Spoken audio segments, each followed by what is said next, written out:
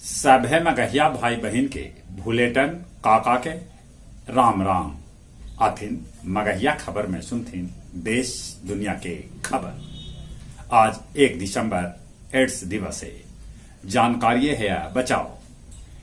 Exit poll में भाजपा पछुआ रहल है। मध्य प्रदेश छोड़ के बाकी 4 राज्य में है पाछे। संसद के शीत सत्र से पहले सरकार बोलौलक सर्वदलीय बैठक। बिहार के 38 में से 28 जिला में रहत बीपीएससी शिक्षक नियुक्ति परीक्षा के सेंटर। देश देशांतर मगहिया दलान अपन 136वां ऑनलाइन कार्यक्रम में कवि सम्मेलन के आयोजन कैल, जेकर अध्यक्षता मिथिलेश जी और संचालन कृष्ण कुमार भट्टा कैल का। चुनाव आयोग 5 राज्य में चुनाव के दरमियान जब्त कैलक 1760 करोड़ रुपया। हाजीपुर के रेपुरा स्थित उत्क्रमित मध्य विद्यालय में बहाल बीपीएससी से शिक्षक के अपहरण करके करा देवल गेल शादी। कैमूर के भगवानपुर से जैतपुर जाए वाला सड़क किनारे लगल 50 गो पेड़ रात भर में चोर चोरा ले गलन। हमास 16 गो अव बंधक के कैलक रिहा। 1 दिन लेल अव बढ़ावल गेल युद्ध विराम।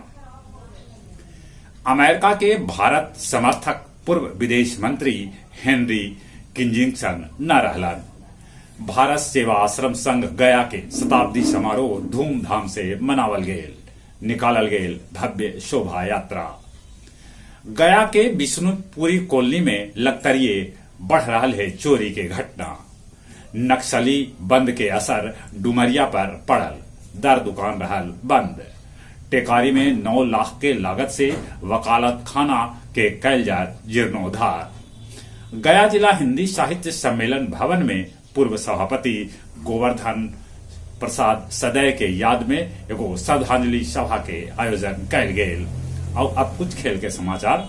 ऑस्ट्रेलिया के साथ चौथा T20 मैच आज रायपुर में। पंघाल और थापा राष्ट्रीय मुक्केबाजी चैंपियनशिप के सेमीफाइनल में जगह बना लेलन।